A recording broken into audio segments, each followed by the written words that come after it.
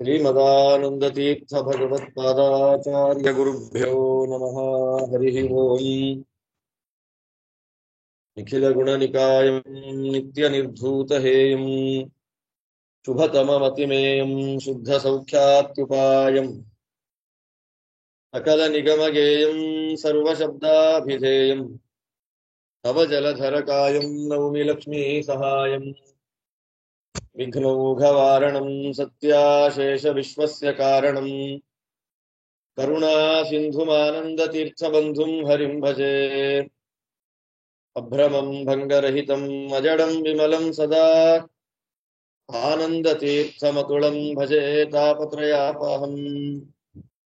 भवति यदनुभवादेडमूकोऽपि वाग्मी जडमतिरपि जन्तुर्जायते प्राज्ञमौलिः सकलवचनचेतो देवता भारती सा मम वचसि निधत्ताम् सन्निधिं मानसे च आपादमौलिपर्यन्तं गुरूणामाकृतिं स्मरेत् तेन विघ्नाः प्रणश्यन्ति सिद्ध्यन्ति च मनोरथाः।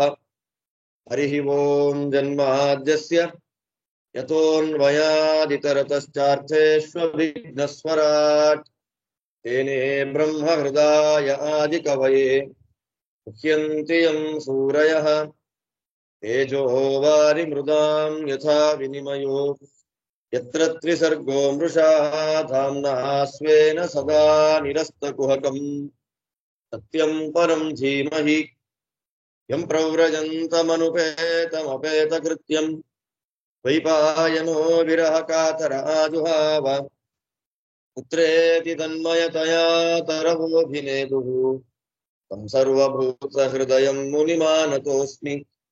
यस्वानुभावमखिलश्रुतिसारमेकम् अध्यात्मदीपम् अतितितीर्षतां तमोन्धं संसारिणां करुणयाः पुराणगुह्यम् तं व्याससूनुमुपयामि गुरुं मुनीनां नारायणं नमस्कृत्य नरं चैव नरोत्तमं देवीं सरस्वतीं व्यासं ततो जयमुदीरये।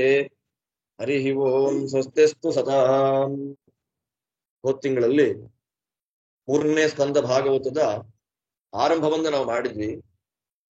ವಿದುರ ಅವನು ಪಾಣಿಮಾಂಡವ್ಯರ ಶಾಪದಿಂದ ಹೇಗೆ ಹುಟ್ಟಿ ಬಂದಿದ್ದಾನೆ, ಯಮಧರ್ಮರಾಜನ ಅವತಾರ ಹೇಗಾಯಿತು, ಅಂತಹ ವಿದುರ ಯಾವ ದೃಷ್ಟಿಯಲ್ಲಿ ಮೈತ್ರೇಯರನ್ನ ಹರಿದ್ವಾರ ಕ್ಷೇತ್ರದಲ್ಲಿ ಭೇಟಿ ಮಾಡಿದ, ಅಲ್ಲಿ ಅವರು ಅವನಿಗೆ ಹೇಗೆ ಉಪದೇಶವನ್ನು ಮಾಡಿದ್ರು, ಉಪದೇಶವನ್ನು ಆರಂಭ ಮಾಡಿದ್ರು ಅನ್ನೋದನ್ನ ಪರಿಚಯವನ್ನು ನಾವು ಮಾಡಿಕೊಂಡು ತಿಂಗಳ ಪ್ರವಚನವನ್ನ ಭಗವಂತನಿಗೆ ಅರ್ಪಣೆ ಮಾಡಿದ್ವಿ. ಈಗ ವಿದುರನಿಗೆ ಮತ್ತು ಮೈತ್ರೇಯನಿಗೆ ಸಂವಾದ ರೂಪದಲ್ಲಿ ಭಾಗವತದ ಆರಂಭ. ಇದು ಒಂದು ಭಾಗವತದ ಮಹಿಮೆ. 2-3 ಗುರು ಪರಂಪರೆಗಳಲ್ಲಿ ಭಾಗವತ ಬಂದಿದೆ. ಅದ್ ನಾನು ತಿಂಗಳು ಹೇಳಿದ್ದೆ ಅಂತ ಕಾಣುತ್ತೆ.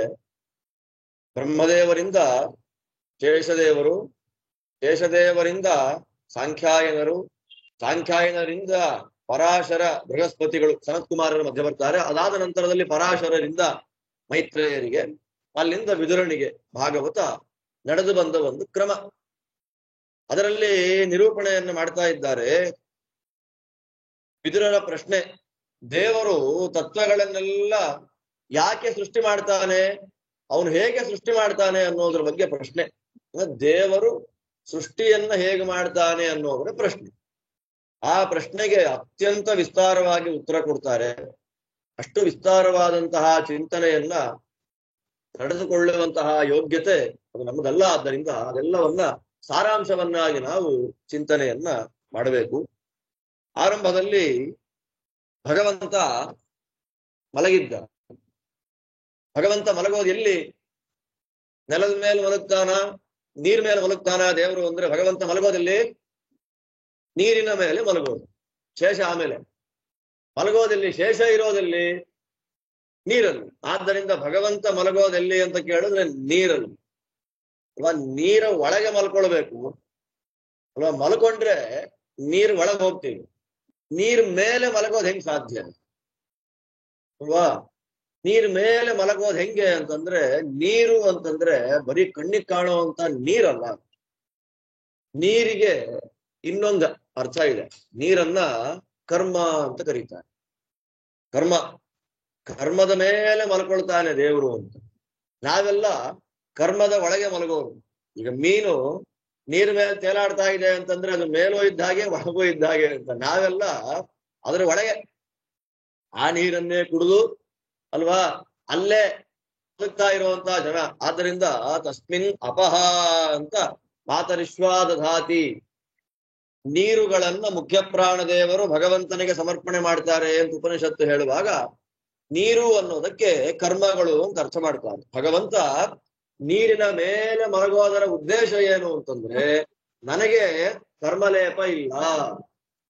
ನಾನು ನಿಮ್ಮಂತೆ ನಮ್ಮ ಜನ್ಮಕ್ಕೆಲ್ಲ ಕಾರಣ ನಾವು ಮಾಡಿದಂತಹ ಪ್ರಾಚೀನವಾದ ಕರ್ಮಗಳು. ಹಾಗೆ ನಾನು ಅವತಾರಗಳನ್ನ ಮಾಡೋದಕ್ಕೆ ಯಾವ ಕರ್ಮಗಳು ಕಾರಣ ಅಲ್ಲ ಅನ್ನೋದನ್ನು ತೋರಿಸ್ತಾ ರೂಪವಾದ ನೀರಿನ ಒಳಗೆ ಮಲ್ಕೊಳ್ಳದೆ ದೇವ್ರು ಎಲ್ಲಿ ಮಲಗಿದ್ದಾನೆ? ನೀರಿನ ಮೇಲೆ. ಅಷ್ಟು ವೈಭವ ದೇವರದ್ದು. ಆದ್ರೆ ಮೊಸಳೆಗಳು, ಮೀನುಗಳು, ಆಮೆಗಳು ಅದೆಲ್ಲ ಎಲ್ಲಿರುತ್ತೆ?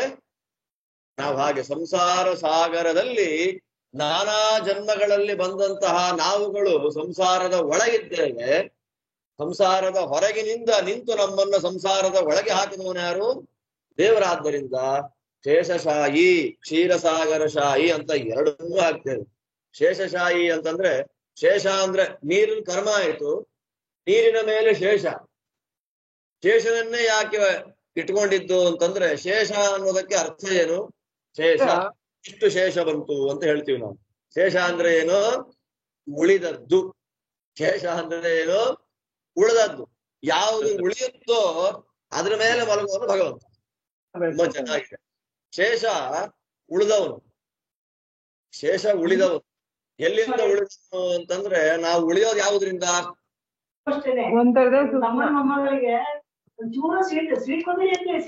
ನಾವು ಉಳಿಯೋದು ಯಾವುದ್ರಿಂದ ಅಂತ ಕೇಳಿದ್ರೆ, ಅವ್ರು ಕೂತ್ರೆ 25 ವಡೆ ತಿಂತಾ ಇದ್ರು ಅಂತಂದ್ರೆ ಅದರಿಂದ ಏನು ಊಟ ಮಾಡ್ತಾ ಇದ್ರು ಅವರು? ಏನು 3-4 ಸೇರ್ ಅಕ್ಕಿಯನ್ನ ತಿಂತಾ ಇದ್ರು ಅವರು. ಅವ್ರು ಮಲ್ಕೊಂಡ್ರು ಅಂದ್ರೆ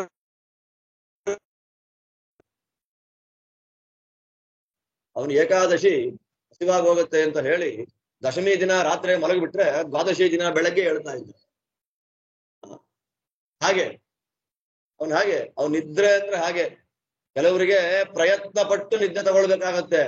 ಇನ್ನು ಕೆಲವರಿಗೆ ನಿದ್ರೆ ಅಂತ ಅನ್ನೋದು ಅದು ಅನಾಯಾಸವಾಗಿ ಬರುವಂತಹ ವರ.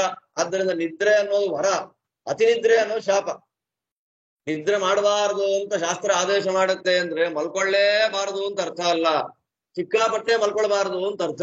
ಆದ್ದರಿಂದ ಕೆಲವರೆಲ್ಲ ಹಾಗಿರ್ತಾರೆ. ಕೆಲವರು ಅತಿಯಾದ ನಿದ್ರೆಯನ್ನು ಮಾಡ್ತಾರೆ. ಮತ್ತೆ ಕೆಲವರಿಗೆ ನಿದ್ರೆ ಅಂದ್ರೆ ಬೆನ್ನು ಬರ್ಸೋದಷ್ಟೇ ಚಿಂತೆ. ಆ ಚಿಂತೆಗಳು ಇದ್ಬಿಟ್ರೆ ಮನುಷ್ಯನಿಗೆ ನಿದ್ರೆನೇ ಬರಲ್ಲ. ನೋಡಿ, ಆದ್ದರಿಂದ ನಮ್ಮದೆಲ್ಲ ಹೆಂಗೆ, ನಾವು ಪ್ರಸಿದ್ಧಿಗೆ ಬರೋದು ಹಾಗೆ ಹೀಗೆ ಅಂತ ಎಲ್ಲ ಇದ್ರು ಏನಾಗತ್ತೆ, ಮತ್ತೆ ಕೊನೆಗೆ ಅದೆಲ್ಲ ಒಂದ್ ಹಂತಕ್ಕೆ ಮರ್ತು ಹೋಗಿ ನಿಂತೇ ಹೋಗುತ್ತೆ. ಪುರಂದರದಾಸರು ಏನ್ ಊಟ ಮಾಡ್ತಿದ್ರು ಅಂತ ಯಾರು ಕೇಳೋದು ಯಾರಿಗೆ ಗೊತ್ತು? ಪುರಂದರದಾಸರು ಎಷ್ಟು ಗಂಟೆ ಮಲ್ಕೊಂಡ್ರು ಗೊತ್ತಿಲ್ಲ. ಪುರಂದರದಾಸರ ಪ್ರಸಿದ್ಧಿಗೆ ಬಂದದ್ದು ಯಾವುದರಿಂದ? ಇವತ್ತಿಗೂ ಪುರಂದರದಾಸರು ಇರೋದು ಯಾವುದರಿಂದ ಅಂದ್ರೆ ಮಾತಿನಿಂದ. ಆದ್ದರಿಂದ ನಾವು ಶಾಶ್ವತವಾಗಿ ಇರುವಂತೆ ನಮ್ಮನ್ನ ಮಾಡೋದು ಯಾವುದು? ಅದು ಒಳ್ಳೆ ದಾರ ಆಗ್ಲಿ ಕೆಟ್ಟ ದಾರ ಆಗ್ಲಿ ಕೊನೆಗೆ ಉಳಿಯೋದು ಯಾವುದು? ಶೇಷ ಯಾವುದು ಅಂದ್ರೆ ಅದು ಮಾತೆ. ಆದ್ದರಿಂದ ಆ ಮಾತು ಒಳ್ಳೆ ಮಾತಾಗ್ಬೇಕು. ಒಳ್ಳೆ ಮಾತು ಅಂದ್ರೆ ಏನು? ಸಂಸಾರದಲ್ಲಿ ಒಬ್ಬರನ್ನ ಆದರಣೆ ಮಾಡೋದು ಒಂದು ಮಾತು. ಶಾಸ್ತ್ರಕ್ಕೆ ಸಂಬಂಧಪಟ್ಟ ಮಾತುಗಳನ್ನು ಆಡೋದೇ ನಿಜವಾದ ಮಾತು. ಶಾಸ್ತ್ರಕ್ಕೆ ಸಂಬಂಧಪಟ್ಟ ನಿಜವಾದ ಮಾತನ್ನಾಡುವ ದೇವತೆ ಯಾರು? ಶೇಷ. ಶೇಷನ ಎಷ್ಟು ನಾಲಿಗೆ? 2000 ನಾಲಿಗೆ. 1000 ತಲೆಯಲ್ಲಿ 2000 ನಾಲಿಗೆ. ಆ 2000 ನಾಲಿಗೆಯಿಂದಲೂ ದೇವರನ್ನೇ ಸ್ತೋತ್ರ ಮಾಡುವಂತಹ ವ್ಯಕ್ತಿ ಅವನು ಶೇಷ. ಆದ್ರಿಂದ ಅವ್ನು ನಿಜವಾಗಿ ಉಳಿದವನು. ಆದ್ದರಿಂದ ದೇವರು ಕರ್ಮದಿಂದ ನಮ್ಮನ್ನ ಮೇಲ್ ತರಬೇಕು ಅಂತಂದ್ರೆ ಏನ್ ಮಾಡ್ತಾನೆ? ಯಾರು ಚೆನ್ನಾಗಿ ಅವನ ಬಗ್ಗೆ ಮಾತಾಡ್ತಾರೆ ಅವರ ನಾಲಿಗೆಯಲ್ಲೇ ಮಲ್ಕೊಂಡ್ಬಿಡ್ತಾನೆ. ಆಗ ಅವರು ಸಂಸಾರದಲ್ಲಿದ್ರು ಹಿಂದೆ ಇರೋ ತರ, ಸಂಸಾರದಲ್ಲಿದ್ರು ಕಮಲದ ಎಲೆ ಮೇಲೆ ನೀರ್ ಹಾಕಿದ್ರೆ ನೀರಿದೆ, ಅಂಟ್ಕೊಂಡಿಲ್ಲ. ಹಾಗೆ ಅವನು ದೇವರನ್ನ ಕುರಿತಾಗಿ ಚೆನ್ನಾಗಿ ಮಾತಾಡ್ತಾನೆ, ಅವನು ಚೆನ್ನಾಗಿ ಸಾಧನೆ ಮಾಡ್ತಾನೆ, ನಾಮಸ್ಮರಣೆ ನಾಮ ಸಂಕೀರ್ತನೆಗಳನ್ನ ಮಾಡ್ತಾನೆ. ಅಂದ್ರೆ ಭಗವಂತ ಏನ್ ಮಾಡ್ತಾನೆ, ಸಂಸಾರದಲ್ಲಿದ್ರೂ ನಮಗೆ ಸಂಸಾರ ತಾಕದೇ ಇರುವಂತೆ ನೋಡ್ಕೊಳ್ತಾನೆ. ಅದೇ ಶೇಷಶಾಹಿತ್ವದ ಪ್ರಮುಖವಾದಂತಹ ಸಂದೇಶ. ಆದ್ದರಿಂದ ಇಲ್ಲಿ ಭಗವಂತ ಮಲಗಿದ್ದಾನೆ. ಮಲಗಿದ ಭಗವಂತ ಎಲ್ಲ ಸೃಷ್ಟಿ ಮಾಡಿದ ಅಂತ ಒಂದೊಂದೇ ತತ್ವಗಳು. ಭಗವಂತ ಪ್ರಳಯ ಕಾಲದಲ್ಲಿ ಇರ್ತಾನೆ, ಜಗತ್ತೆಲ್ಲ ನೋಡ್ತಾನೆ, ಏನೂ ಇಲ್ಲ, ಏನು ಇರ್ಲಿಲ್ಲ ಆವಾಗ ಅಂತಾರೆ. ಏನು ಇರ್ಲಿಲ್ಲ ಅಂದ್ರೆ ಏನು ಕಾಣ್ತಾ ಇರ್ಲಿಲ್ಲ ಅಂತ ಅರ್ಥ. ದೇವರೊಬ್ಬನೇ, ಲಕ್ಷ್ಮಿ ಇದ್ದಾಳೆ, ಕಾಲ ಇದೆ, ಜೀವರಿದ್ದಾರೆ, ಎಲ್ಲ ಭಗವಂತನ ಉದರದಲ್ಲಿ ಹೊಟ್ಟೆ ಒಳಗೆ ಸೇರ್ಕೊಂಡ್ಬಿಟ್ಟಿದ್ದಾರೆ.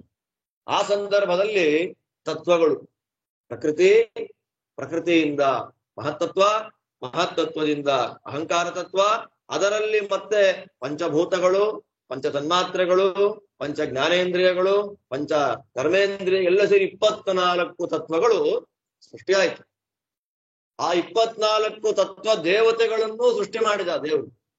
ಮಹತ್ತತ್ವದಿಂದ ಆರಂಭ ಮಾಡಿಕೊಂಡು ಕೊನೆ ತನಕ 24ನೇ ತತ್ವ ತನಕ ದೇವರು ಏನ್ ಮಾಡ್ದ, ಸೃಷ್ಟಿ ಮಾಡಿದ. ಆ ತತ್ವಗಳನ್ನ ಭಗವಂತ ಸೃಷ್ಟಿ ಮಾಡಿದ ಉದ್ದೇಶ ಏನು ಅಂದ್ರೆ, ನೀವೆಲ್ಲ ಒಟ್ಟಿಗೆ ಸೇರಿ ಬ್ರಹ್ಮಾಂಡವನ್ನು ಸೃಷ್ಟಿ ಮಾಡಿ ಅಂತ ಅಸ್ತು. ಆ ದೇವತೆಗಳೆಲ್ಲ ಮಹಾಪ್ರಯತ್ನ ಪಟ್ಟರು ಕೂಡ ಬ್ರಹ್ಮಾಂಡ ಸೃಷ್ಟಿ ಮಾಡ್ಲಿಕ್ಕೆ ಆಗ್ಲಿಲ್ಲ ಅವ್ರಿಗೆ. ಆಗ ದೇವತೆಗಳೇನ್ ಮಾಡ್ತಾರೆ, ನಮ್ ಕೈಲಿ ಆಗದೆ ಇರೋ ಕೆಲಸ ಇದು ಅಂತ ದೇವರನ್ನೇ ಸ್ತೋತ್ರ ಮಾಡ್ಲಿಕ್ಕೆ ಶುರು ಮಾಡಿ. ಸ್ತೋತ್ರ ಮಾಡಿದಾಗ ದೇವರೇನ್ ಮಾಡ್ದ, ಲಕ್ಷ್ಮೀ ದೇವಿಯ ಜೊತೆಯಲ್ಲಿ ಆ ಎಲ್ಲ ತತ್ವಗಳ ಒಳಗೆ ಒಟ್ಟಿಗೆ ಪ್ರವೇಶ ಮಾಡಬೇಕು. ಯಾವಾಗ ಭಗವಂತ ತತ್ವದ ಒಳಗೆ ಪ್ರವೇಶ ಮಾಡಿದನೋ ಅವರಿಗೆಲ್ಲ ಸೃಷ್ಟಿ ಮಾಡುವಂತಹ ಸಾಮರ್ಥ್ಯ ಬಂತು. ಆ ಎಲ್ಲ ತತ್ವಾಭಿಮಾನಿಗಳು ಸೇರಿ ಸೃಷ್ಟಿ ಮಾಡಿದ್ದೇ ಈ ನಮ್ಮ ಬ್ರಹ್ಮಾಂಡ. ಅದನ್ನೇ ನಾವು ಪ್ರಪಂಚ ಅಂತ ಕರಿತಾ ಇದ್ವಿ.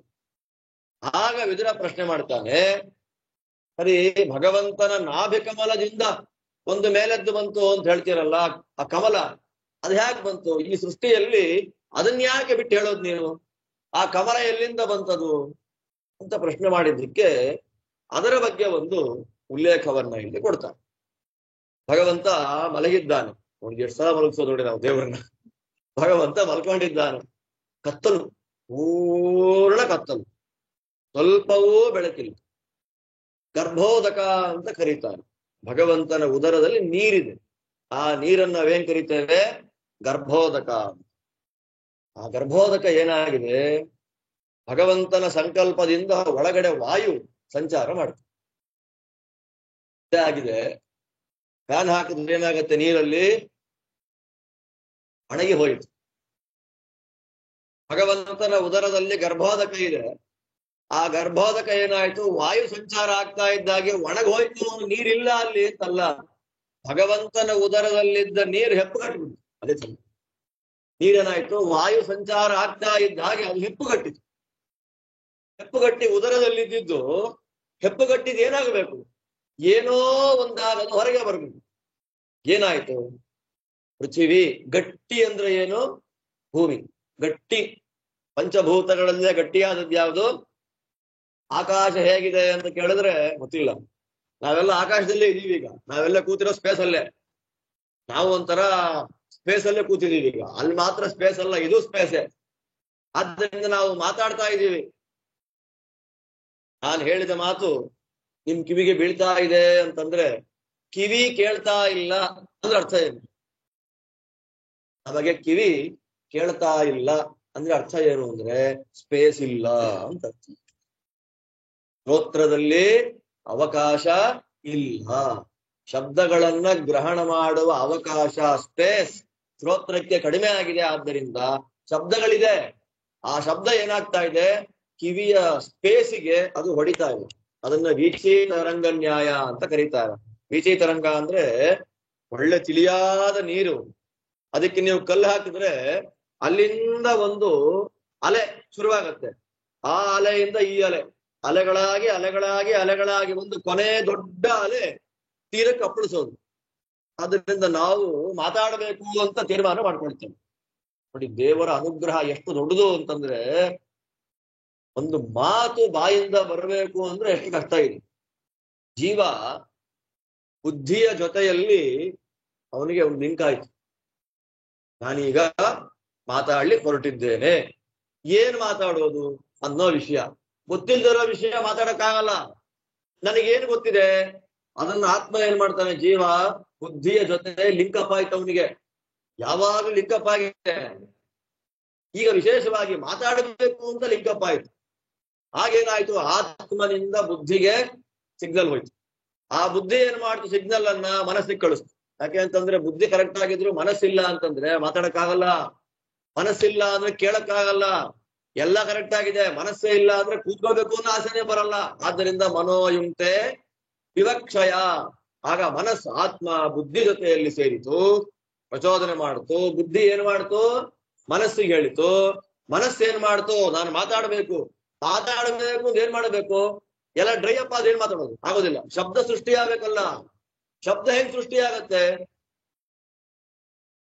ಸೃಷ್ಟಿ ಆಗೋದು ಹೇಗೆ, ಒಳಗಡೆಯಲ್ಲಿ ಕಾಯಾಗ್ನಿ ಅಂತಿದೆ, ಜಠರಾಗ್ನಿ ಅಂತ ನಮ್ಮಲ್ಲಿರುತ್ತೆ. ನಮಗ್ ಜಠರಾಗ್ನಿ ಗೊತ್ತಿರೋ ಜೀರ್ಣ ಮಾಡ್ಕೊಳ್ಳೋದು ಮಾತ್ರ ಅಷ್ಟೇ. ಆದ್ರೆ ಜಠರಾಗ್ನಿಯ ವ್ಯಾಪಾರ ಏನು ಅಂದ್ರೆ ಶಬ್ದಗಳನ್ನು ಸೃಷ್ಟಿ ಮಾಡೋದು. ಮನಃ ಕಾಯಾಗ್ನಿ ಮಾಹಂತಿ. ಆ ಮನಸ್ಸು ಉದರದೊಳಗಿನ ಅಗ್ನಿಯನ್ನ ಹೊಡೆದೆಪ್ಸತ್ತೆ. ಆ ಅಗ್ನಿ ಏನ್ ಮಾಡುತ್ತೆ, ಮಾರುತಂ, ಒಳಗಿನ ವಾಯು ಸ್ಪೇಸ್ ಇರ್ಬೇಕಲ್ಲ, ಮಾರುತವನ್ನು ಸಪ್ರೇರಯತಿ ಮಾರುತ. ಆಗ ಮಾರುತ ಹೊಟ್ಟೆಯ ನಾಭಿಯಿಂದ ನಿಧಾನವಾಗಿ ಎದೆಗೆ ಬರುತ್ತಾರೆ. ಎದೆ ಅಗಲವಾದ ಪ್ರದೇಶ, ಅಲ್ಲಿ ಶಬ್ದಗಳೇನಾಗುತ್ತೆ ಸೃಷ್ಟಿಯಾದಾಗ ಅಲ್ಲಿಂದ ಶಬ್ದ ನಾವು ಅಂದುಕೊಂಡ ಅರ್ಥ ಶಬ್ದ ರೂಪದಿಂದ ನಿಧಾನವಾಗಿ ಶಬ್ದ ಪೆಟ್ಟಿಗೆಗೆ ಬರುತ್ತೆ. ಅಲ್ಲಿ ರಾವಣ ಅಂತ ನಾ ಹೇಳ್ಬೇಕು, ದಶಗ್ರೀವ ಅಂತ ಅಂದ್ಬಿಟ್ಟೆ, ದಶಕಂಧರ ಅಂತಂದೆ, ದಶವದನ ಅಂದೆ, ದಶಮುಖ ಅಂದೆ. ಅದು ದೇವ್ರ ಪ್ರೇರಣೆ. ನಾನು ಅನ್ಕೊಂಡಿದ್ದೇನ್ ಶಬ್ದ ಹೇಳ್ಬೇಕು ಅಂತ, ರಾವಣ ಅಂತ. ಆದ್ರೆ ದೇವರ ಬಾಯ ರಾವಣ ಅಂತ ಬರೆಸ್ಲಿಲ್ಲ, ರಾವಣನಿಗೆ ಪರ್ಯಾಯವಾದ ಬೇರೆ ಬೇರೆ ಪದ ಬರುತ್ತೆ. ಅದು ಇಲ್ಲಿಂದ ಆರಂಭ ಆಗುತ್ತೆ, ಶಬ್ದ ಪೇಟಿಕ. ಅಲ್ಲಿಗೆ ಬರ್ತಾ ಇದ್ದ ಹಾಗೆ ದೇವ್ರೇನ್ ಮಾಡ್ತಾನೆ, ಬಾಯಿ ಅನ್ನೋದೇನು ಶಾಸ್ತ್ರ ಆದೇಶ ಮಾಡುತ್ತೆ. ಸಾಲಗ್ರಾಮವನ್ನ ಇಡ್ಲಿಕ್ಕೆ ಸಂಪುಟ ಅಂತೇನಿದೆ, ಆ ದೇವರ ನಾಮಗಳನ್ನ ಇಟ್ಟುಕೊಳ್ಳುವ ಸಂಪುಟ ನಮ್ಮ ಬಾಯಿ.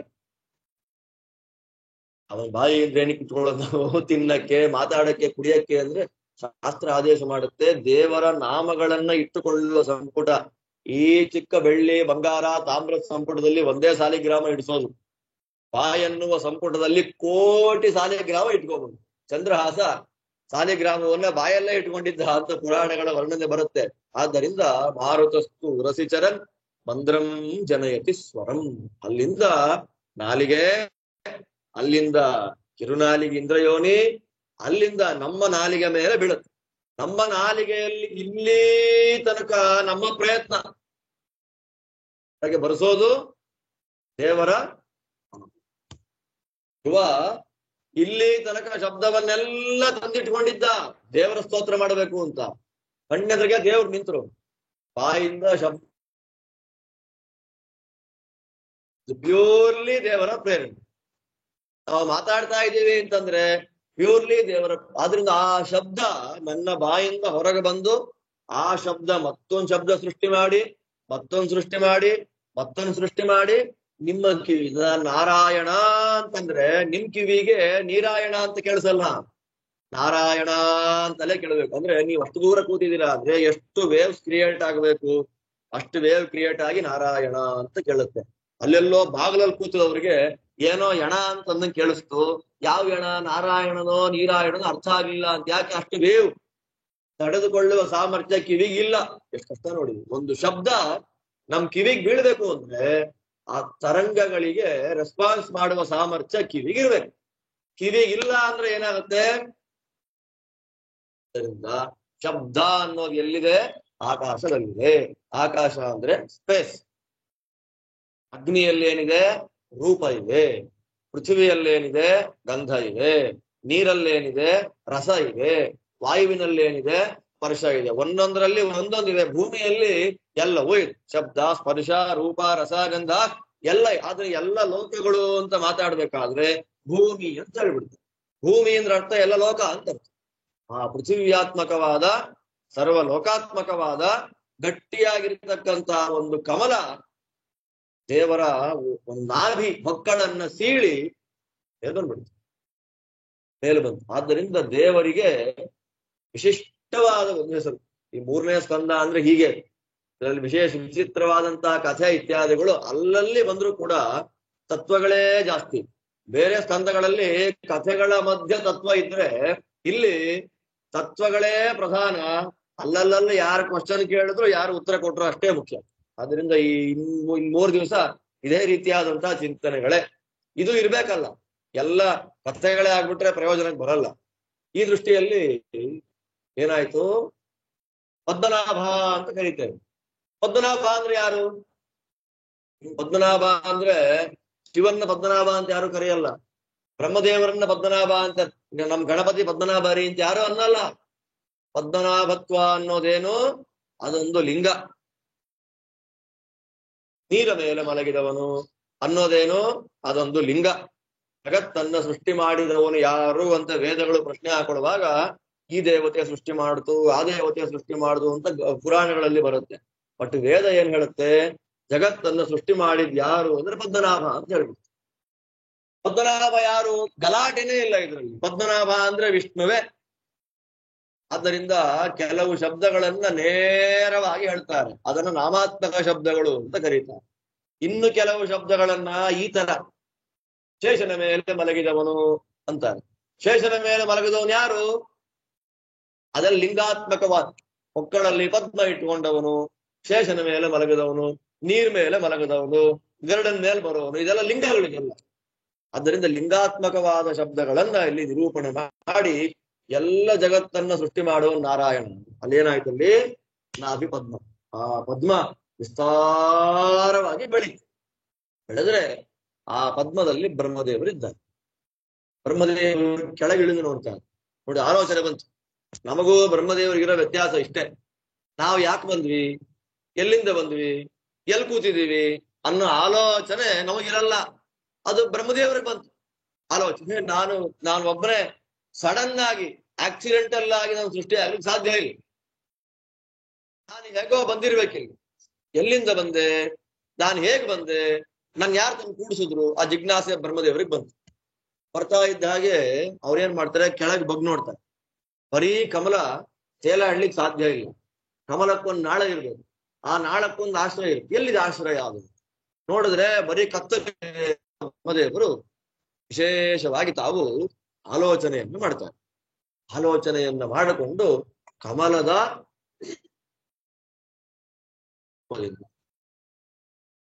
ಮಾಡುದು, ಹುಡುಕುದು. ಮನುಷ್ಯಮಾನದ 100 ವರ್ಷ ಹುಡುಕುದು, 36,000 ದಿನ.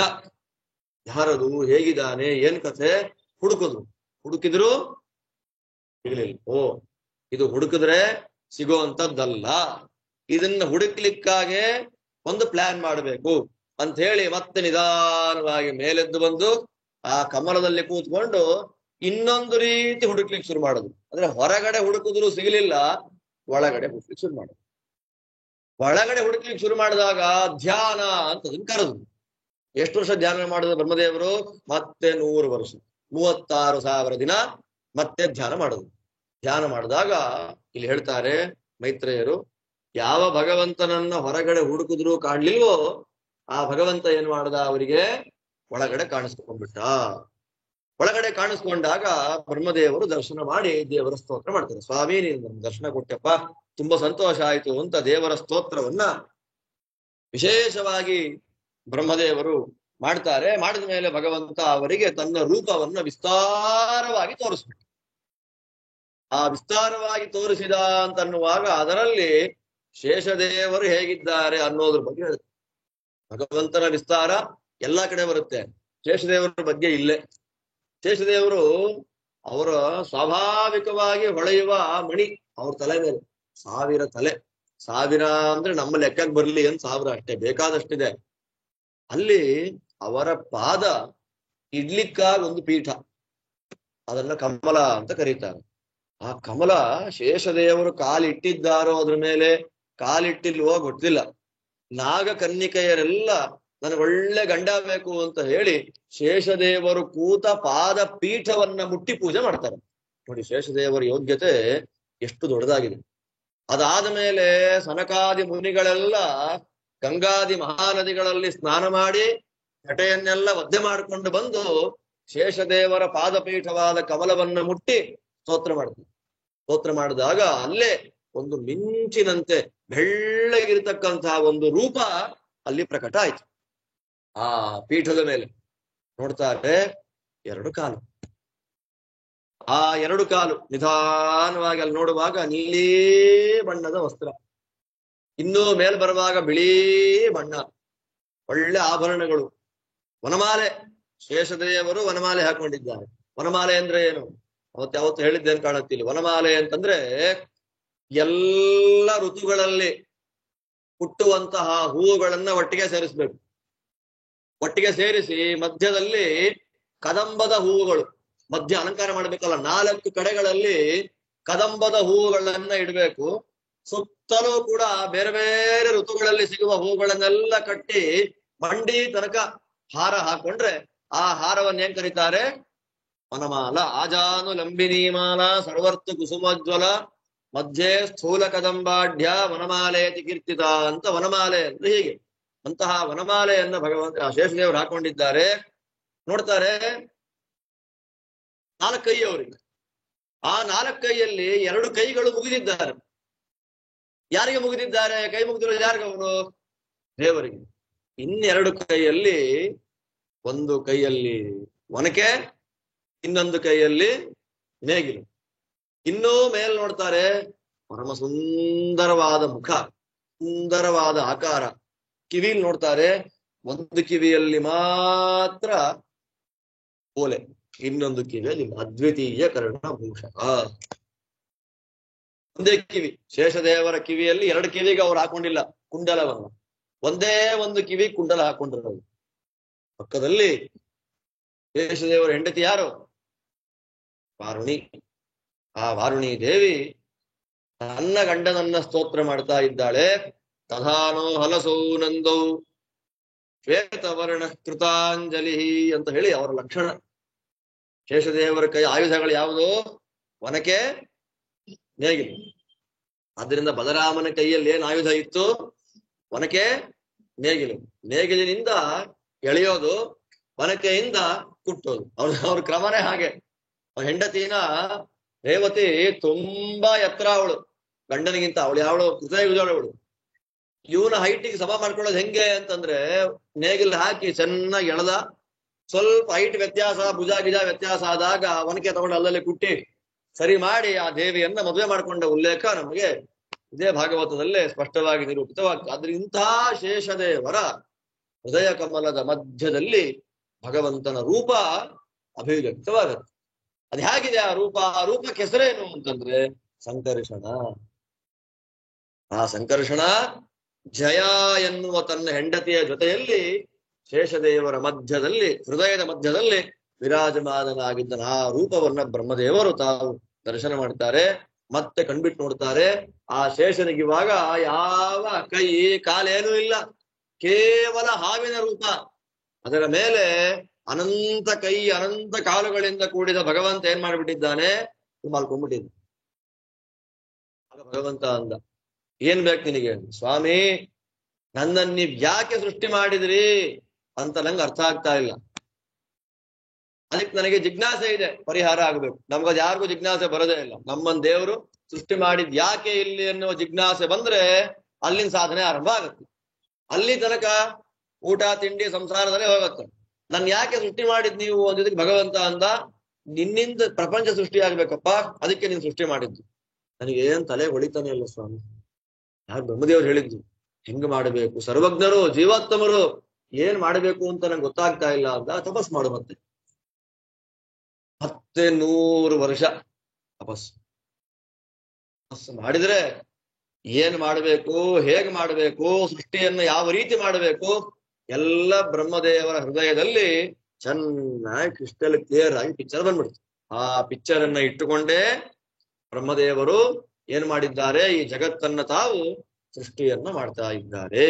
ಆಗ ಕೇಳ್ತಾನೆ ಮೈತ್ರೇಯ, ವಿದುರ ಮೈತ್ರೇಯರನ್ನ, ಸ್ವಾಮಿ ಸೃಷ್ಟಿ ಮಾಡಿದ್ದಕ್ಕೆ ಕಾಲ ಅಂತ ಹೇಳ್ತೀವಲ್ಲ, ಯಾವಾಗ ಸೃಷ್ಟಿ ಮಾಡಿದ ಅಂದ್ರೆ ಸೃಷ್ಟಿಯ ಕಾಲ ಅಂತ ನಾವಂತೀವಿ. ಯಾವ ಕಾಲ ಅದು? ಕಾಲ ಅಂದ್ರೆ ಹೇಗಿದೆ? ಟೈಮ್. ಟೈಮ್ ಅಂದ್ರೆ ಏನು ಅಂತ ಪ್ರಶ್ನೆ ಮಾಡಿದ್ದಕ್ಕೆ ಕಾಲದ ಬಗ್ಗೆ ಇಲ್ಲಿ ಹೇಳ್ತಾರೆ. ಕತ್ತಲಿತ್ತು, ಕತ್ತಲನ್ನ ಬ್ರಹ್ಮದೇವರು ಕುಡಿದು ಬಿಟ್ರು. ಅದೆಲ್ಲ ಬೇಡಿ, ಒಂದೊಂದೇ ಕಾಲ. ಜ್ಞಾನಿಗಳು ಮಾತ್ರ ನೋಡುವಂತಹ ಕಾಲ ಎರಡು ಕಾಲ ಇದೆ. ಪರಮಾಣು ಕಾಲ ಅಂತ ಒಂದು, ಶಬ್ದ ಮಾತ್ರ ಕೇಳಿ ಅರ್ಥ ಆಗಲ್ಲ ಇದೆಲ್ಲ. ದ್ವೇಣುಕ ಕಾಲ ಅಂತ ಒಂದು. ಪರಮಾಣು ಮತ್ತು ದ್ವೇಣುಕ, ಈ ಎರಡು ಕಾಲಗಳು ಯೋಗಿಗಳಿಗೆ ಮಾತ್ರ ಪ್ರತ್ಯಕ್ಷ, ನಮಗೆಲ್ಲ ಕಾಣಲ್ಲ. ಸೂಕ್ಷ್ಮವಾದ ಕಾಲ. ಇನ್ನ ಕೇಳ್ತೀವಿ, ಈಗ 9:30 ಆಯ್ತಲ್ಲ, ಈಗ 9:30 ಆಯ್ತು, 10:30 ಆಗುತ್ತೆ. 9:30 ಏನಾಯ್ತು? ಹೋಯ್ತು. ಹೋಯ್ತು, ಎಲ್ಲಿ ಹೋಯ್ತದ? ಏನಾಯ್ತು? 9:30 10:30 ಆಯ್ತು ಅಂದ್ರೆ ಕಾಲ ಏನಾದ್ರೂ ನಾಶ ಆಗ್ಬಿಟ್ರೆ ಮತ್ತೆ 9:30 ಆಗಬಾರ್ದು. ನಾಳೆ ಬೆಳಗ್ಗೆ ಮತ್ತೆ 9:30 ಆಗ್ತಾ ಇದೆ. ಮತ್ ಕಾಲ ಏನಾಯ್ತು ಹಾಗಾದ್ರೆ? ಎಲ್ಲೋಗಿದೆ? ಆದ್ದರಿಂದ ಖಂಡ ಕಾಲ, ಅಖಂಡ ಕಾಲ ಅಂತ ಕರೀತೇವೆ. ಅಖಂಡ ಕಾಲದಲ್ಲಿ ಇದು ಯಾವುದು ಅಂದ್ರೆ ಇದನ್ನ ನಾವು ಮೀರೋದನ್ನೇ ಕಾಲಾತೀತರು ಅಂತ ಕರೆಯೋದು. ದೇವರು ದೇಶತಃ ಗುಣತಃ ಕಾಲತಃ ಅತೀತ ಅಂದ್ರೆ ಭಗವಂತನಿಗೆ 9:30 ಆಯ್ತು, 10:30 ಆಯ್ತು, 11:30 ಆಯ್ತು. ದೇವ್ರಿಗಿಲ್ಲ. ನಮಗೆಲ್ಲ ಬೌಂಡ್, ಕಾಲದ ಬೌಂಡ್. ಪರಮಾಣು ಕಾಲ, ಜಣುಕ ಕಾಲ, ಅದಾದ್ಮೇಲೆ ತ್ರಿಣುಕ ಅಂತ. ನಮಗ್ ಕಣ್ಣಿಗೆ ಕಾಣ್ಲಿಕ್ಕೆ ಶುರುವಾಗುವಂತಹ ಕಾಲ ಯಾವುದು? ತ್ರಿಣುಕ. ಹೆಂಗ್ ಕಾಣುತ್ತೆ ಕಣ್ಣಿಗೆ ಅಂದ್ರೆ, ಇಲ್ಲಿ ಮೈತ್ರೇಯರಂತಾರೆ, ಬೆಳಗ್ಗೆ ಸೂರ್ಯೋದಯವಾಗ್ತಾ ಇದ್ದ ಹಾಗೆ ಕಿಟಕಿ ಸಂಧಿಯಿಂದ ಬೆಳಕು ಬಂದಾಗ ಆ ಬೆಳಕಿನ ಮಧ್ಯದಲ್ಲಿ ಧೂಳುಗಳು ಕಾಣುತ್ತಲ್ಲ, ಚಿಕ್ಕ ಚಿಕ್ಕ, ಅದನ್ನ ತ್ರಿಣುಕ. ಅಲ್ಲಿಂದ ತ್ರಿಣುಕ ಕಾಲ ಆರಂಭ. ಅದಾದ್ಮೇಲೆ ತ್ರಿಣುಕ ಆದ್ಮೇಲೆ ತ್ರುಟಿ. ತ್ರುಟಿ ಅಂತ. ತ್ರುಟಿ ಅಂದ್ರೆ ಎಷ್ಟು? ಈಗ ಅನ್ನಷ್ಟು ಇಲ್ಲ, ಅಷ್ಟು ಸೂಕ್ಷ್ಮ. ಗೋಪಿಕೆಯರು ಹೇಳ್ತಾರೆ, ಕೃಷ್ಣನನ್ನ ದೂರ ಕಳ್ಕೊಂಡ ಮೇಲೆ ಸ್ವಾಮಿ ಒಂದು ತ್ರುಟಿ ನಮಗೆ ಯುಗ ಆದಾಗಿದೆ. ತ್ರುಟಿ ಯುಗಾಯತೆ ಸ್ವಾಮಪಶ್ಯತ. ತ್ರುಟಿ ಅಂದ್ರೆ ಎಷ್ಟು? ಕಾಲದ ಸೂಕ್ಷ್ಮವಾದ ಲೆಕ್ಕಾಚಾರಗಳಲ್ಲಿ 4ನೇ ಸ್ಥಾನದಲ್ಲಿದೆ. ಪರಮಾಣು ಕಾಣಲ್ಲ, ಜಣುಕ ಕಾಣಲ್ಲ, ತ್ರಿಣುಕ ಕಾಣುತ್ತೆ, ಅದರ ಮೇಲೆ ತ್ರುಟಿ, ತ್ರುಟಿಯ ಮೇಲೆ ವೇದ. ಏಕಾದಶಿ ಗೊಂದಲಗಳು ಬರುತ್ತಲ್ಲ, ಇಲ್ಲಿಂದ ಆರಂಭ ನೋಡಿ. 5ನೇ ಕಾಲದಲ್ಲಿ 5ನೇ ಸ್ಥಾನ ವೇದ. ಇವತ್ತಿನ ದಿನ ಈ ತಿಥಿ ಎಷ್ಟು ಗಳಿಗೆಯಲ್ಲಿ, ಎಷ್ಟು ವಿಗಳಿಗೆಯಲ್ಲಿ, ಎಷ್ಟು ಸೂಕ್ಷ್ಮಾಂಶದಲ್ಲಿ ಇದೆ? ದಶಮಿ ವೇದ ಇದೆಯಾ? ದಶಮಿ ವೇದ ಇಲ್ವಾ? ದಶಮಿ ವೇದ ಇದ್ರೆ ಆ ಏಕಾದಶಿ ಉಪವಾಸ ಮಾಡೋ ಹಾಗಿಲ್ಲ. ವೇದ ಅಂದ್ರೇನು? ಕಾಲದ ಒಂದು ಸೂಕ್ಷ್ಮವಾದ ಅವಧಿ. ಅದರ ಮೇಲೆ ಲವ, ಲವ ಆದ್ಮೇಲೆ ನಿಮೇಷ. ನಿಮಿಷ ಅಂದ್ರೆ ಈಗ ಬಂತು ನೋಡಿ. ನಿಮೇಷ ಆದ್ಮೇಲೆ ಕ್ಷಣ, ಕ್ಷಣ ಆದ್ಮೇಲೇನು ಕಾಷ್ಠ, ಕಾಷ್ಠ ಆದ್ಮೇಲೇನು ಕಲ, ಕಲ ಆದ್ಮೇಲೇನು ಘಟಿಕ. ಘಟಿಕ ಅಂದ್ರೆ ಗಳಿಗೆ ಅಂತ ಅರ್ಥ. ಗಳಿಗೆ ಅಂತ ನೋಡೋದು ಹೆಂಗೆ ಅಂದ್ರೆ, ಒಂದು ತಾಮ್ರದ ಪಾತ್ರೆ ತಗೋಬೇಕಂತ. ತಾಮ್ರದ ಪಾತ್ರೆ ತಗೊಂಡು ತಾಮ್ರದ ಪಾತ್ರೆನ ಬಿಸಿ ಮಾಡ್ಬೇಕು. ತಾಮ್ರದ ಪಾತ್ರೆಯನ್ನ ಬಿಸಿ ಮಾಡಿ ಅದಕ್ಕೆ ಬಂಗಾರದ ಒಂದು ತಂತಿ, ಎಷ್ಟು ಸೂಕ್ಷ್ಮವಾದಂತಹ ಹಂಚಿ ಕಡ್ಡಿಗಿಂತಲೂ ಸೂಕ್ಷ್ಮವಾದಂತಹ ತಂತಿ. ಆ ತಂತಿಯಲ್ಲಿ ತೂತ ಮಾಡಬೇಕು. ಬಿಸಿಯಾದ ತಾಮ್ರದ ಪಾತ್ರೆ, ಅದಕ್ಕೆ ತೂತ ಮಾಡಬೇಕು. ತೂತ ಮಾಡಿದಾಗ ನೀರೋ ಮರಳೋ ಹಾಕಿದ್ರಿ, ಆ ನೀರೋ ಮರಳೋ ಹಾಕಿದ ಮೇಲೆ ಪೂರ್ತಿ ಕೆಳಗಿಳಿಬೇಕದು. ಈ ಸ್ಯಾಂಡ್ ಟೈಮರ್ ಅಂತ ಬರುತ್ತಲ್ಲ, ಇಷ್ಟಪ್ಪ ಇರ್ತದೆ, ಅದು ಲೆಕ್ಕ ಅಲ್ಲ. ತಾಮ್ರದ ಪಾತ್ರೆಯಲ್ಲಿ, ಬಿಸಿಯಾದ ತಾಮ್ರದ ಪಾತ್ರೆಗೆ ಸ್ವರ್ಣದ ರೇಖಿನಿಂದ ತೂತ ಮಾಡಬೇಕು, ಸೂಕ್ಷ್ಮ ತೂತ. ಅದರಲ್ಲಿ ನೀರು ಕೆಳಗೆ ಬೀಳ್ಬೇಕು. ನೀರು ಕೆಳಗೆ ಬಿದ್ದು ಎಷ್ಟು ಹೊತ್ತಾಗತ್ತೆ ನೀರು ಕೆಳಗೆ ಬೀಳ್ಲಿಕ್ಕೆ? ಅಷ್ಟು ಹೊತ್ತು ಏನ್ ಕರೀತಾರೆ? ಗಳಿಗೆ. ಆಚಾರ್ಯ ಅವನ ಮಗಳನ್ನು ನೋಡ್ದ. ಮಗಳನ್ನು ನೋಡಿದ್ರೆ ಅವಳ ಜಾತಕದಲ್ಲಿ ಇವಳಿಗೆ ವೈಧವ್ಯ ಯೋಗ ಇದೆ ಅಂತ ಬಂದ್ಬಿಡ್ತು. ಸ್ಟಾರ್ಟಿಂಗ್ ಅಲ್ಲೇ ಗಂಡ ಹೋಗ್ಬಿಡ್ತಾನೆ, ಇವಳಿಗೆ ವೈಧವ್ಯ ಯೋಗ ಬರುತ್ತೆ. ಒಳ್ಳೆ ಜ್ಯೋತಿಷ್ಕ ಭಾಸ್ಕರ ಆಲೋಚನೆ ಮಾಡಿ ಏನ್ ಇಲ್ಲ, ನಾನ್ ಜ್ಯೋತಿಷ್ಕ ಲೆಕ್ಕಾಚಾರ ಮಾಡಿ ಮಾಡಿ ಮಾಡಿ ಮಾಡಿ ಮಾಡಿ ನಾ ಏನ್ ಮಾಡ್ತೇನೆ, ಇವಳಿಗೆ ಅಮೃತ ಯೋಗದಲ್ಲಿ ಅಮೃತ ಗಳಿಗೆಯಲ್ಲಿ ನಾನು ಇವಳಿಗೆ ಮಾಂಗಲ್ಯ ಕಟ್ಟಿಸುವಂತೆ ಮಾಡ್ತೇನೆ ಅಂತ ತೀರ್ಮಾನ ಮಾಡ್ಕೊಂಡ. ಹೇಗಿರುತ್ತೆ ಇವನ್ ತೀರ್ಮಾನ? ಅದು ಈ ಧಾರಾ ಪಾತ್ರೆ. ಅದಕ್ಕೆ ಮಂತ್ರ ಹೇಳ್ಬೇಕಾದ್ರೆ ಅಂತರಪಟ ಹಿಡಿತಾರೆ ಅಲ್ವಾ? ಸುಲಗ್ನೆ ಸಾವಧಾನ ಸುಮೂರ್ತೆ ಸಾವಧಾ. ಈಗ ಬರೀ ಬಾಯಲ್ಲಿ ಮಂತ್ರ ಆಗಿದೆ ಅಷ್ಟೇ. ಯಾಕೆ? ಜ್ಯೋತಿಷ್ಕ ಅಲ್ಲಿ ಪಾತ್ರೆ ಇಟ್ಕೊಂಡು ನೋಡ್ತಾ ಇರ್ಬೇಕು. ನೀರ್ ಬಿತ್ತ ನೀರ್ ಪೂರ್ತಿ ಖಾಲಿ ಆಯ್ತು ಅಂದ್ರೆ ಗಳಿಗೆ ಬಂತು, ಅಂತರಪಟ ತೆಗೀರಿ, ಜೀರಿಗೆ ಬೆಲ್ಲ ಹಾಕ್ರಿ ಅಂತ ಹೇಳಕ್ಕೆ ರೆಡಿ ಆಗ. ಇವಾಗ ಅದೆಲ್ಲ ಇಲ್ವೇ ಇಲ್ಲ.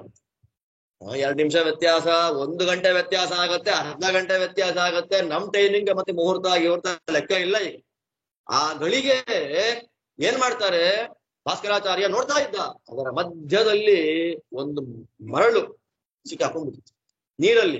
ನೀರಲ್ಲಿ ಬಂದ ಮರಳು. ಆ ಮರಳು ಜೊತೆ ಸೇರಿ ನೀರಿನ ಹನಿ ಕೆಳಗೆ ಬೀಳುವಾಗ ಒಂದು ಕ್ಷಣ ಅಲ್ಲ, ಒಂದು ತ್ರುಟಿ ವ್ಯತ್ಯಾಸ ಆಯ್ತು.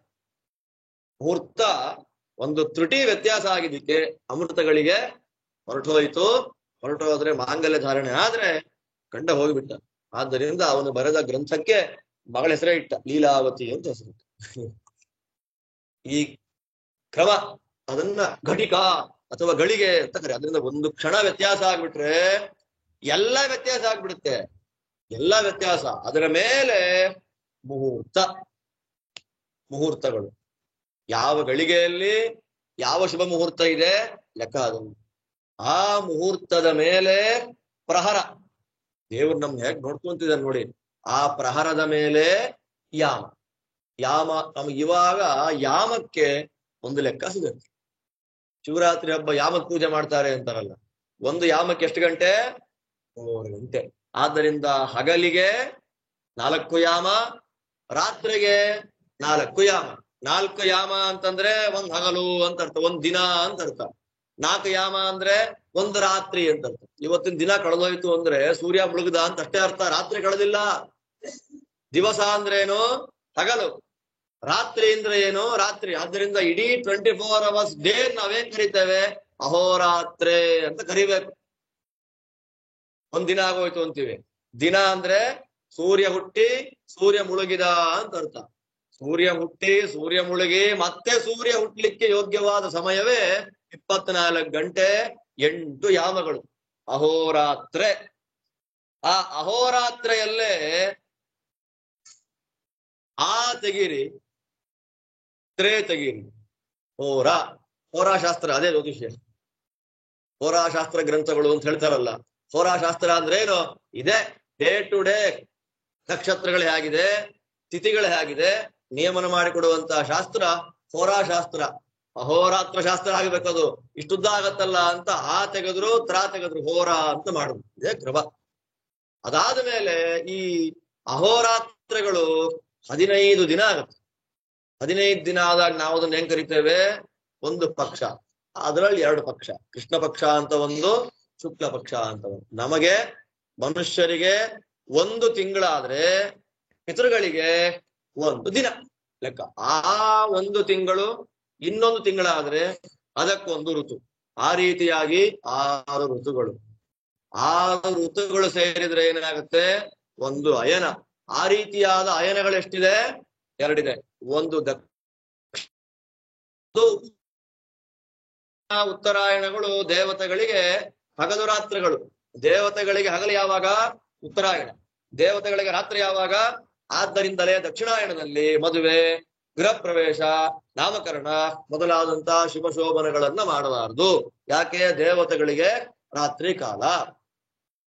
ಇಲ್ಲಿಂದ ಉತ್ತರಾಯಣದಲ್ಲಿ ಮಾಘದಿಂದ ಮಾಘ, ಫಾಲ್ಗುಣ, ಆ ಚೈತ್ರದಲ್ಲಿ ಮೀನ ಇರುವಂತಹ ಚೈತ್ರವನ್ನ ಬಿಡ್ತಾರೆ. ಚೈತ್ರ, ವೈಶಾಖ, ಜ್ಯೇಷ್ಠ. ಪ್ರಯತ್ನ ಪಟ್ಟಾದ್ರೂ ಈ 5-6 ತಿಂಗಳಲ್ಲಿ ಮಾತ್ರ ಒಳ್ಳೆಯ ಕಾರ್ಯಕ್ಕೆ ಮುಹೂರ್ತ. ಯಾಕೆ? ದೇವತೆಗಳು ಎಚ್ಚರ ಇರುವಂತಹ ಕಾಲ. ಮಿಕ್ಕಿದ ದಕ್ಷಿಣ ಚಾತುರ್ಮಾಸ ಕಾಲ, ಲೆಕ್ಕಕ್ಕಿಲ್ಲ. ಸೂರ್ಯ ಪ್ರಖರವಾಗಿ ಸಂಚಾರ ಮಾಡುವಂತಹ ಕಾಲ ಅದು. ಅದರಿಂದ ಏನಾಯ್ತು? ದಕ್ಷಿಣಾಯನ 6 ತಿಂಗಳು, ಉತ್ತರಾಯಣ ಒಟ್ಟು 12 ತಿಂಗಳಾಯ್ತು. ಆ 12 ತಿಂಗಳನ್ನ ನಾವೇನ್ ಕರಿತೇವೆ? ಆ ವರ್ಷಕ್ಕೆ ಸಂವತ್ಸರ. ಆ ಸಂವತ್ಸರ ಎಷ್ಟು ಸಂವತ್ಸರಗಳಿದೆ ಅಂದ್ರೆ 5 ಸಂವತ್ಸರ ಇದೆ. ನಾವು ಕ್ರೋಧಿ ನಾಮ ಸಂವತ್ಸರೇ ಅಂತ ನಾವಂತೀವಿ. ಭಾಗವತದ ಪ್ರಕಾರ ನಾವು ಚಾಂದ್ರದವರು ಸಂವತ್ಸರ ಅಂತ ಹೇಳೋ ಹಾಗಿಲ್ಲ. ಒಟ್ಟು 5 ರೀತಿಯಾದ ವತ್ಸರ. ಇಲ್ಲಿ ಭಗವಂತ 5 ವರ್ಷಗಳಲ್ಲಿ 5 ವರ್ಷನಾಮಕನಾಗಿದ್ದಾನೆ. ಸಂವತ್ಸರ, ಪರಿವತ್ಸರ, ಇಡಾವತ್ಸರ, ಅನುವತ್ಸರ ಮತ್ತು ವತ್ಸರ ಅಂತ 5. ಪೌರ, ಬಾರ್ಹಸ್ಪತ್ಯ, ನಕ್ಷತ್ರ, ಚಾಂದ್ರ, ಸಾವನ ಅಂತ ಹೇಳಿ 5 ರೀತಿಯಲ್ಲಿ.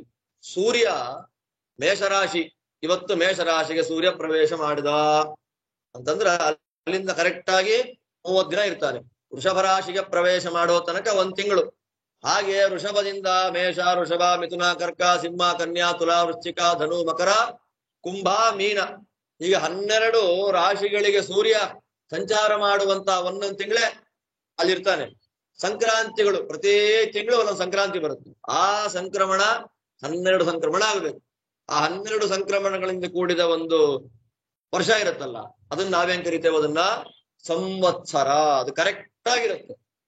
ಎಲ್ಲಿ ಯಾವ ಮಾಸದಲ್ಲಿ ಸಂಕ್ರಮಣವೇ ಇಲ್ಲ ಅಥವಾ ಯಾವ ಮಾಸದಲ್ಲಿ 2 ಸಂಕ್ರಾಂತಿ ಬರುತ್ತೆ, ಅದನ್ನ ನಾವು ಚಾಂದ್ರದವರು, ವತ್ಸರದವರು ಅಧಿಕ ಅಂತ ಲೆಕ್ಕ ಹಾಕ್ತೀವಿ. ಸೂರ್ಯನ ಸಂಚಾರಕ್ಕೆ ಅನುಗುಣವಾಗಿ ನಾವು ಲೆಕ್ಕ ಹಾಕೋದು. ಅದನ್ನ ಏನ್ ಕರಿತೇವೆ? ಅದನ್ನ ಅಧಿಕ. ನಮಗೇನಾಗತ್ತೆ, ಆ ಅಧಿಕ 3 ವರ್ಷಕ್ಕೊಂದ್ಸಲ ಸೂರ್ಯನ ಸಂಚಾರಕ್ಕೆ ಅನುಗುಣವಾಗಿ ಚಂದ್ರ ಸಂಚಾರ ಮಾಡುವಾಗ ವ್ಯತ್ಯಾಸ ಆಗ್ಬಿಡುತ್ತೆ. ಆ ವ್ಯತ್ಯಾಸ ಆದಾಗ 3 ವರ್ಷಕ್ಕೊಂದ್ಸಲ 30 ದಿನ ಎಕ್ಸ್ಟ್ರಾ ಬೀಳುತ್ತೆ. ಅದಕ್ಕೂ ಇದು ಕರೆಕ್ಟ್ ಆಗಿ ಲೆಕ್ಕ ತಾಳೆ ಮಾಡ್ಕೊಂಡು ಲೆಕ್ಕ ಪಕ್ಕ ಮಾಡ್ಕೊಳ್ಳಕ್ಕೆ 3 ವರ್ಷಕ್ಕೊಂದ್ಸಲ ಏನ್ ಬರುತ್ತೆ? ನಮಗೆ ಅಧಿಕ ಮಾಸ ಅಂತ ಬರುತ್ತೆ. ಆದ್ದರಿಂದ ಸೂರ್ಯನ ಗಣನೆಗೆ ಅನುಗುಣವಾಗಿ ಲೆಕ್ಕ ಹಾಕೊಂಡು ನಾವು ಮಾಡುವ ವತ್ಸರವೇ ಸಂವತ್ಸರ. ಆದ್ದರಿಂದ ಕೆಲವು ಹಬ್ಬಗಳನ್ನ ಚಾಂದ್ರಕ್ರಮದಲ್ಲಿ ಮಾಡ್ತೇವೆ, ಕೆಲವು ಹಬ್ಬಗಳನ್ನ ಸೌರಕ್ರಮದಲ್ಲಿ ಮಾಡೋದು. ದಕ್ಷಿಣಾಯನ ಪರ್ವಕಾಲ ತರ್ಪಣ ಕೊಡಬೇಕು, ಉತ್ತರಾಯಣ ಪುಣ್ಯಕಾಲ ತರ್ಪಣ ಕೊಡಬೇಕು, ಅದು ಸೌರ ಪ್ರಕಾರ. ಯಾಕೆ? ಸಂಕ್ರಮಣ ಆಗೋದು ಯಾವಾಗ? ಸೂರ್ಯನಿಂದ. ಗಣೇಶ ಹಬ್ಬ ಮಾಡಬೇಕು, ಗೌರಿ ಮಾಡಬೇಕು, ಅನಂತ ವ್ರತ ಮಾಡಬೇಕು. ಯಾವಾಗ? ಗಣೇಶನ ಹಬ್ಬವನ್ನು ಯಾವತ್ತು ಮಾಡಬೇಕು, ಯಾವ ತಿಥಿ ಇರಬೇಕು, ಯಾವ ನಕ್ಷತ್ರ ಇರಬೇಕು. ನಕ್ಷತ್ರ ವಿಲಾಕ್ಷ ಚಂದ್ರ. ಹಬ್ಬಗಳೆಲ್ಲ ಚಂದ್ರನಿಗೆ ಅನುಕೂಲವಾಗಿ ಮಾಡಿದ್ರೆ ಅಯನೋತ್ಸವಗಳನ್ನೆಲ್ಲ ಸೂರ್ಯನಿಗೆ ಅನುಕೂಲ. ಆದ್ರಿಂದ ನಾವು 2 ಸೇರಿ ಒಟ್ಟಿಗೆ ಮಾಡುವಂತ ಕ್ರಮ ನಮ್ಮಲ್ಲಿ ಬಂದಿದೆ. ಆದ್ರೆ ನಾವು ಚಾಂದ್ರರೂ ಹೌದು, ಸೌರರು ಹೌದು. ನಾವು ಚಾಂದ್ರರು ಅಂತಂದ್ರೆ ಅಯನೋತ್ಸವ ಸಂಕ್ರಮಗಳನ್ನು ಮಾಡೋಂಗಿಲ್ಲ. ನಾವು ಸೌರರು ಅಂತಂದ್ರೆ ಹಬ್ಬಗಳನ್ನು ಮಾಡೋಂಗಿಲ್ಲ. ನಾವು ಚಾಂದ್ರ ಪ್ರಾಮುಖ್ಯ ನಮಗೆ, ಆ ಕಡೆಯವರಿಗೆಲ್ಲ ಸೌರ ಪ್ರಾಮುಖ್ಯ. ಈ ದೃಷ್ಟಿಯಲ್ಲಿ ಪಂಚಾಂಗಗಳು ಬೇರೆ ಆಗುತ್ತೆ. ಅದರಿಂದ ಏನಾಯ್ತು, ಆರಂಭದಲ್ಲಿ ಬರುವಂತದ್ದು ಯಾವುದು? ಸಂವತ್ಸರ. ಅದಾದ್ಮೇಲೆ ನೆಕ್ಸ್ಟ್ ಬರುವಂತದ್ದು ಯಾವುದು ಅಂದ್ರೆ ಪರಿವತ್ಸರ.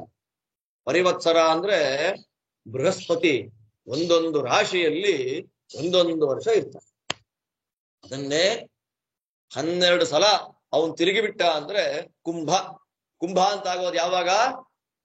ಅವನು 12 ರಾಶಿಗಳನ್ನು ಪೂರ್ಣ ಮಾಡಿದಾಗ 1 ಕುಂಭ ಅಂತ ಕರೀತಾರೆ. ಅವಾಗಲೇ ತ್ರಿವೇಣಿಯಲ್ಲಿ ವಿಶೇಷವಾದಂತಹ ಭಗವತ್ ಸನ್ನಿಧಾನ ಬರುತ್ತೆ. ಆಗ ಪುಣ್ಯ ಸ್ನಾನ ಮಾಡಬೇಕು ಅಂತ ಶಾಸ್ತ್ರ. ಕುಂಭಮೇಳ, ಪುಷ್ಕರ ಕಾಲ ಅಂತ ಕರೀತೇವೆ ನಾವು. ಪುಷ್ಕರ ಅಂತೀವಿ, ಉತ್ತರದವರು ಕುಂಭ ಅಂತ ಕರೀತಾರೆ ಅಷ್ಟೇ. ಪುಷ್ಕರಗಳು, ಕುಂಭಗಳು, ಪುಣ್ಯ ಸ್ನಾನ ಮಾಡ್ಲಿಕ್ಕೆ ಯೋಗ್ಯವಾದ ಕಾಲಗಳು ಯಾವಾಗ ಬರುತ್ತೆ? ಬೃಹಸ್ಪತಿಯ ಲೆಕ್ಕಾಚಾರಕ್ಕನುಗುಣವಾಗಿ. ಅವನು 12 ವರ್ಷಕ್ಕೊಂದ್ಸಲ 12 ರಾಶಿ ಕಂಪ್ಲೀಟ್ ಮಾಡ್ತಾನೆ. ಅದರಲ್ಲಿ 12ನೇ ಅಂಶ ಒಂದೊಂದು ತಿಂಗಳು ಲೆಕ್ಕ, 30 ದಿನ ಲೆಕ್ಕ. 360 ದಿನಗಳಲ್ಲಿ 12ನೇ ಅಂಶ ಆಯ್ತು. ಆ ಲೆಕ್ಕಾಚಾರ ಹಾಕೊಂಡ್ರೆ ನಾವು ಆ ವರ್ಷ ಆ ಅನುಕೂಲವಾಗಿ ಮಾಡಿಕೊಡುವಂತ ವರ್ಷವನ್ನೇ ಬಾರ್ಹಸ್ಪತ್ಯಮಾನ. ಇದನ್ನ ಫಾಲೋ ಮಾಡೋರು ಯಾರಿದ್ದಾರೆ ನೋಡ್ಬೇಕು, ಸಿಗಲ್ಲ. ಸೌರರು ಸಿಗ್ತಾರೆ. ಅದರಿಂದಲೇ ಈ ವರ್ಷ ಬಂದಿದೆಯಲ್ಲ ಕುಂಭ, ಅದು ಪೂರ್ಣ ಕುಂಭ ಅಲ್ಲ, ಅದು ಮಹಾಕುಂಭ. 144 ವರ್ಷಕ್ಕೊಂದ್ಸಲ ಬರ್ತಕ್ಕಂತ ಅಮೃತ ಮುಹೂರ್ತ.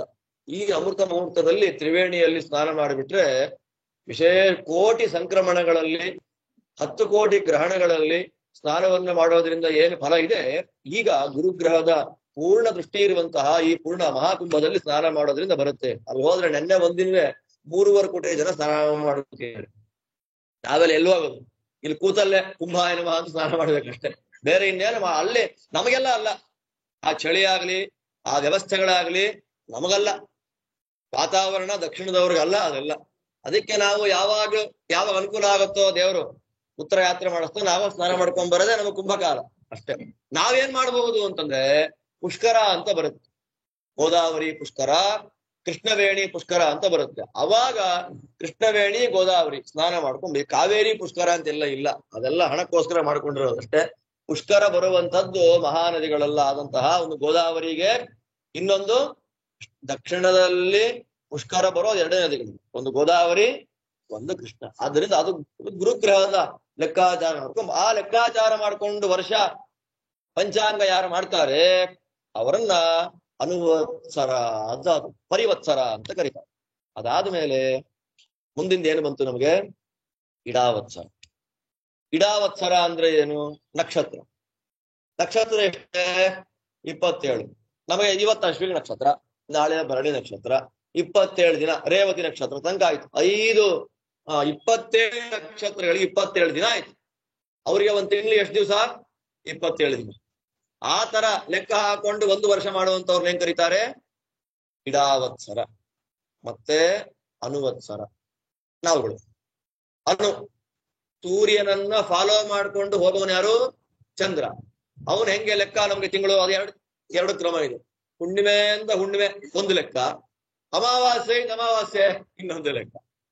ನಕ್ಷತ್ರಕ್ಕೂ ಚಂದ್ರನ್ಗೂ ಲಿಂಕ್ ಮಾಡ್ಕೊಂಡು ನೀವು ಮಾಡ್ತೀರಾ ಅಂದ್ರೆ ಹುಣ್ಣಿಮೆ ಎಂದು ಹುಣ್ಣಿಮೆ ಮಾಡ್ಬೇಕು ಅಲ್ವಾ? ಚಿತ್ರ ಪೂರ್ಣಿಮೆ ಅಂತ ಕರಿತೀವಿ ನಾವು. ಹುಣ್ಣಿಮೆ ದಿವಸ ಚಿತ್ರ ನಕ್ಷತ್ರ ಇದ್ರೆ ಚೈತ್ರ ಮಾಸದಲ್ಲಿ ಬರುವ ಹುಣ್ಣಿಮೆ ಲೆಕ್ಕ ಅಲ್ಲ, ಹುಣ್ಣಿಮೆನಲ್ಲಿ ಚಿತ್ರ ನಕ್ಷತ್ರ ಇರ್ಬೇಕು. ಅದನ್ನ ಏನ್ ಕರಿತೇವೆ? ಚೈತ್ರ ಪೂರ್ಣಿಮಾ ಅಂತ ಕರಿತೇವೆ. ಇಲ್ಲ ಇದ್ರೆ ಮೃಗಶಿರ ನಕ್ಷತ್ರ ಆ ಹುಣ್ಣಿಮೆಯಲ್ಲಿದ್ರೆ ಅದನ್ನ ಮಾರ್ಗಶೀರ್ಷ ಪೂರ್ಣಿಮಾ ಆ ಲೆಕ್ಕ. ಅದಕ್ಕೆ ನೋಡಿ ಇವತ್ತು ಮಾಘಸ್ನಾನ ಎಲ್ಲ ಮಾಡಕ್ ಅಮಾವಾಸ್ಯೆ ಅಲ್ಲ, ಹುಣ್ಣಿಮೆ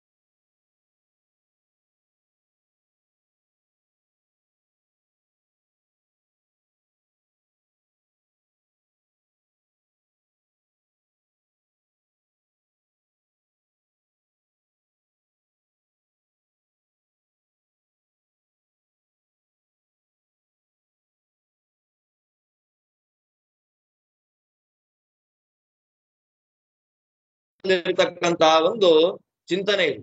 ಯಾವುದು? ಚಾಂದ್ರ ಚಿಂತನ. ಈ ಕ್ರಮದಲ್ಲಿ ಏನಾಗಿದೆ ನಮಗೆ? 4ನೇದು ಅನುವತ್ಸರ. 5ನೇದ್ದು ಯಾವುದು?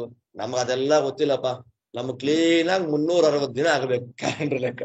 ನಮಗೇನಿಲ್ಲ 360 ದಿನ ತಿಥಿ ವಾರ ನಕ್ಷತ್ರ ಕರ್ಣ ಯೋಗ ಏನು ಬೇಡ. ಕ್ಲೀನ್ ಆಗಿ ನಮಗೆ 360 ದಿನ ಲೆಕ್ಕ ಕೊಡ್ರಿ ನೀವು.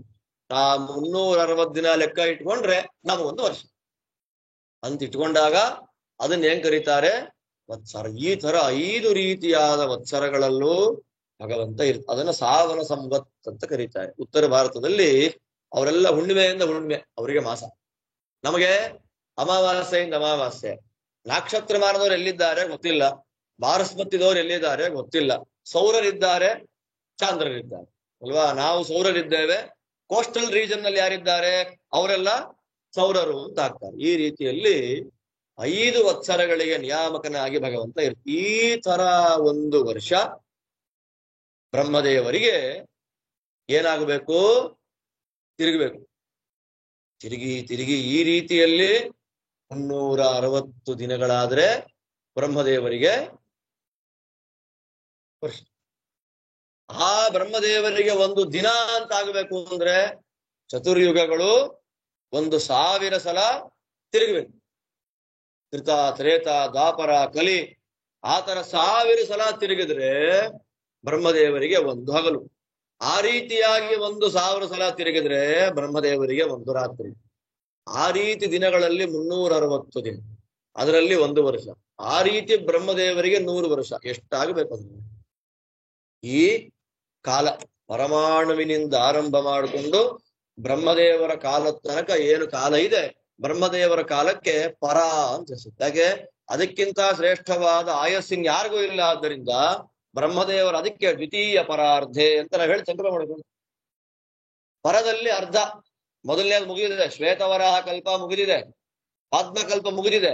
ಈಗ ಇರೋದು ಯಾವ ಕಲ್ಪ? ಶ್ವೇತವರಾಹ ಕಲ್ಪ. ಆ ಶ್ವೇತ ಅಂದ್ರೆ 50 ವರ್ಷ ಮುಗಿದು 51ನೇ ವರ್ಷದಲ್ಲಿ ಮೊದಲನೇ ದಿನ ಹಗಲಲ್ಲಿ ಯಾವುದೋ ಒಂದು ಕ್ಷಣದಲ್ಲಿ ನಾವು ಓಡ್ತಾ ಇದ್ವಿ. ಆ ಕ್ಷಣದಲ್ಲಿ ಈಗ 27 ಮಹಾಯುಗಗಳು ಕಳೆದು 28ನೇ ಮಹಾಯುಗದಲ್ಲಿ ಕೃತಾತ್ರೇತ ದ್ವಾಪರ ಕಳೆದು ಅದರಲ್ಲಿ ಕಲಿ 5000 ವರ್ಷ ಆಗಿದೆ. ಬ್ರಹ್ಮದೇವರ ಆಯಸ್ಸು ಎಷ್ಟು ಲೆಕ್ಕಕ್ಕೆ ಇಲ್ಲ. ಇದು ಕಾಲ.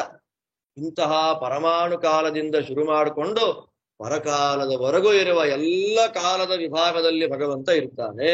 ಅದರಲ್ಲಿ ಮನುಷ್ಯರಿಗೆ ಒಂಥರ ಆಯಸ್ಸಿನ ಲೆಕ್ಕ, ದೇವತೆಗಳಿಗೆ ಒಂಥರ ಆಯಸ್ಸಿನ ಲೆಕ್ಕ, ಗಂಧರ್ವರಿಗೆ ಒಂದು ಆಯಸ್ಸಿನ ಲೆಕ್ಕ, ಬ್ರಹ್ಮದೇವರು ಅಂದ್ರೆ ಅವರವರ ಯೋಗ್ಯತಾನುಸಾರವಾಗಿ ಅವರಿಗೆ ಆಯಸ್ಸನ್ನ ಕೊಡ್ತಾ ದೇವರು ಕಾಲನಾಮಕನಾಗಿದ್ದಾನೆ.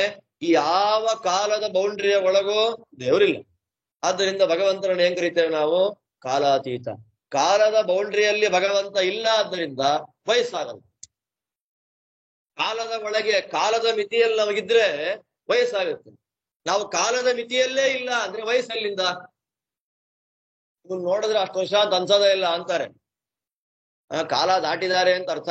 ಅಂದ್ರೆ ಕಾಲದ ಪ್ರವಾಹಕ್ಕೆ ನೀವು ಸಿಕ್ಕಿಲ್ಲ ಅಂತ ಅರ್ಥ ಅಲ್ವಾ? ಭಗವಂತ ಕಾಲಾತೀತ ಅಂತೀವಲ್ಲ ಅವನು. ಈ ತರ ಪರಕಾಲದವರೆಗೂ, ಪರಮಾಣುವಿನಿಂದ ಪರಕಾಲದವರೆಗೂ ಯಾವ ಕಾಲದ ಪರಿಧಿಗೂ ದೇವರು ಸಿಕ್ಕಿಲ್ಲ. ಅದರಿಂದ ಅವನು ಇಂತಹ ಕಾಲಾತೀತನಾದ ಭಗವಂತ ನಮಗೋಸ್ಕರವಾಗಿ ನಮಗೆ ಅನುಗ್ರಹ ಮಾಡಬೇಕು ಅಂತ ಆಯಾ ಯುಗ ಕಾಲಗಳಲ್ಲಿ ರಾಮಕೃಷ್ಣಾದಿ ರೂಪಗಳಿಂದ ಅವತಾರ ಮಾಡ್ತಾನೆ. ಅಂದ್ರೆ ಪ್ಯೂರ್ಲಿ ಇದು ಭಗವಂತನ ಕರುಣೆ ಅಲ್ಲದೆ ಬೇರೆ ಇನ್ನೇನಿಲ್ಲ. ಹೀಗೆ ಅವ್ರು ಹೇಳಿ ಇನ್ನು ಬ್ರಹ್ಮದೇವರು ಇದನ್ನ ಇಲ್ಲಿಂದ ಮುಂದೆ ಮಾಡ್ಕೊಂಡು ನಿಧಾನವಾಗಿ ಒಂದೊಂದೇ ಸೃಷ್ಟಿಯನ್ನು ಮಾಡ್ಕೊಂಡು ಬರ್ತಾರೆ. ಆ ಸೃಷ್ಟಿ ಮಾಡಿದೆಲ್ಲ ಪ್ರಕಾರವನ್ನು ಕೂಡ ಮತ್ತೆ ನಾಳೆ ಅನುಸಂಧಾನ ಮಾಡೋಣ ಅಂತ ಹೇಳ್ತಾ ಶ್ರೀಕೃಷ್ಣ.